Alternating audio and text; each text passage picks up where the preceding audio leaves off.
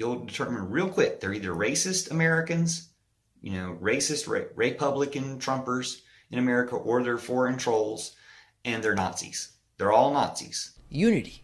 That's what Joe Biden was supposed to bring us. Yet, I fear we are at our most divided in recent history. Of course, Joe is not to blame completely because the division is global. We are seeing a division around the world. The people who support the government and the people who don't even trust the government. The vaccine passport protests around the world have been truly fascinating. In today's video, I'm going to use 3 clips to steer the narrative. A clip from a crazy person. Then, a clip from an intellectually challenged president. And no, I'm not talking about Joe Biden. And finally, a clip from a brilliant psychoanalyst. I'm sure you know who I'm talking about. Let's begin.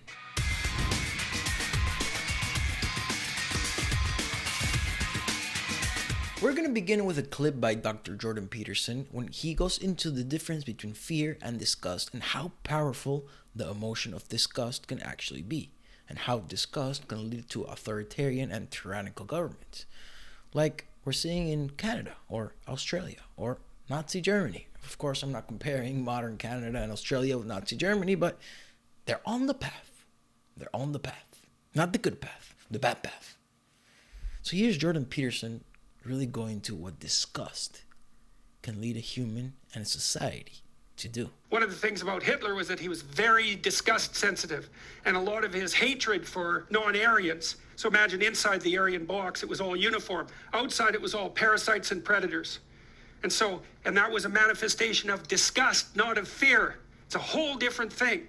And if you read Hitler's Table Talk, which is a collection of his spontaneous dinner speeches from 1939 to 1942. It's a very interesting book. You see that his metaphor for the Aryan race was a body, a pure body, unassaulted by parasites or predators, and that he was trying to erect a border around it to keep all of that away. So it's an immunological disgust-like metaphor. And there's some recent work that was published in PLOS One about 3 years ago showing that brilliant study, should have got much more attention, showing that if you went around and sampled political attitudes in different countries, or even within the same country, what you found was that the higher the prevalence of infectious diseases, the higher the probability of totalitarian political attitudes at the local level. And you can imagine, well, what happens if there's infectious diseases is you want to put borders around everything. You don't want free movement between ideas or people, because that's partly how the disease spreads. If Dr. Peterson is right, and I believe that he is, then what better tool than disgust can a leader use, to divide his population? And that's exactly what we're seeing with leaders around the world. Which brings us to our next clip from the dumb president. Not Joe, but the other J, Justin. Justin Trudeau of Canada. His dictatorial colors are really coming out. He is really dividing the population. And you're going to see in this next clip how he talks of consequences, how he talks of shifting the blame. Who are to blame for what we are going through right now? And what's the purpose of this? Well, if you can get half the population or whatever number of vaccinated population is to blame the others, then you have the green light to do whatever you want to them. I mean, in Canada, you're already banned from federal transportation if you're not vaccinated. But it's enough about me talking. Let's hear him talking. Now is the time for people who are still resistant to getting vaccinated to realize that that choice, which has consequences on putting our kids at risk, which has consequences at having us risk more lockdowns because they haven't chosen to get vaccinated yet, that there will be consequences for those people in not being able to go to a gym or a restaurant, not being able to go to a movie theater, not being able to get on a train or a plane. If he wasn't Canadian and didn't look so soft, maybe I'd be scared because that's one draconian speech. Consequences. Turning the populace against the unvaccinated. It's your fault. Does that sound familiar to anybody? A little Adolf-esque, maybe? And this type of rhetoric from our leaders causes this type of thing. Look what I saw on Twitter today. From The Hill. 4 in 5 vaccinated Americans blame unvaccinated for rising cases. This is in America. But still, we hear the same rhetoric here. Steve Cox, a blue checkmark. Whenever anyone says we all die from something or a variation thereof to justify not taking precautions to help protect others in this pandemic, we should be allowed to shoot them. Why are you crying? We all die from something. For you, it's that bullet in your gut.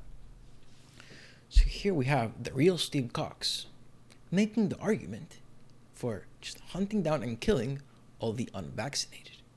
Nice. Lars McMurley. The CDC should roll out a new program. Get the shot or get shot. Nice. Catchy. The unvaccinated need to be rounded up and lined up in front of open trenches. Their choice is simple. America has had enough of their virus. Nice. But there's more, There's more. I'm seriously going to request my children be put in separate classrooms from anyone unvaccinated. They should be separated. Segregation. That's always good too. It's like we didn't learn anything from our past. Vaccine passports are a good idea. Amongst other things, it will single out the still large contingent of people who refuse vaccines, who will be foreclosed from doing a lot of things their peers can't do. That should help break their resistance down.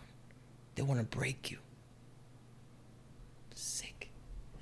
I think the vaccinated and unvaccinated should be separated. More segregation. I think unvaccinated people should be separated. All right, enough. We get the point. You get the point.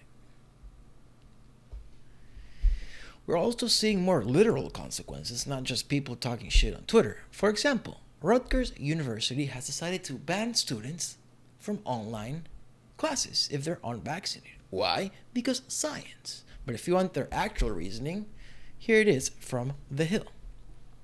The school's spokeswoman, Dory Devlin, said in a statement to The Hill that the vaccine policy has not changed. The policy states that registering for classes that are fully remote is not the same as being enrolled in a fully online degree granting program, which is complete nonsense. That's doublethink. It is exactly the same. Sure, maybe some technicalities are not the same, but if you're getting a program completely online and all of your classes are completely online, then guess what? You're not going to campus, which means you should not be concerned about their vaccine status. Unbelievable. So this is good. We're on the right track. We're going to ban the unvaccinated from education. Then we can ban them from the banks. Here's an idea. We can make them identify their businesses so the vaccinated people can know they're entering an unvaccinated business. And then, another idea, we can make the unvaccinated people identify as themselves when they're in public. And I don't know what's next. Camps, or how the Australians like to call them, quarantine centers. How nice. And by the way, all this division and crazy rhetoric by our leaders about consequences and blaming the unvaccinated is going to lead to people supporting camps when they are proposed by the government. Now, maybe I'm crazy, and the governments will never propose camps here in America. But I know one thing. There are already people here who actually like that idea. Check this out. The reason these Trumpers keep cheering on the Taliban is because they're terrorists. They're all working for Putin. So we need to turn this around. And if you're not in California, you can do a lot to help by sharing this video, making videos of your own, letting everyone know. You got to vote no on this recall. We got 11 days to make this happen. And again, talk to the trolls in the comments. You'll determine real quick. They're either racist Americans, racist Republican Trumpers in America, or they're foreign trolls, and they're Nazis. They're all Nazis.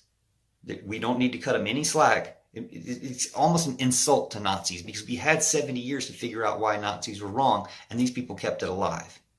So yeah, they're going to end up in camps. They'll have water in the showers, but they'll end up in camps.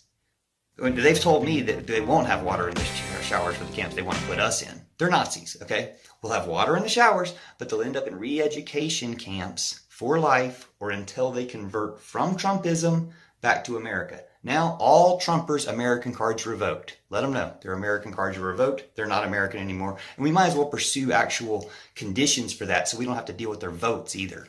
They're going to try to stop us from voting. We can stop them from voting because they actually don't deserve it because they betrayed America for Trump and Putin and the Trump virus genocide. We got to stop them. Vote no. Thanks for watching. Thanks for sharing. Thanks for making videos. What a great guy. I'm happy to call him a fellow citizen. One quick question. I wonder if he meant all 75 million voters had to go to the Reeducation Camps? Because that would include me.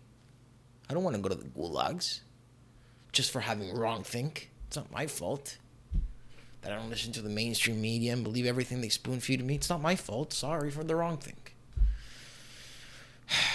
Well, that's it for today, folks. What did we learn? Well, how to divide a population, how to have a dictatorial authoritarian state. First, you divide the population, us against them. Then you paint the us as the good guys and them as the bad guys. Then you blame the bad guys for everything that happened to everybody. And then the final solution. Thank you for watching. See you next time.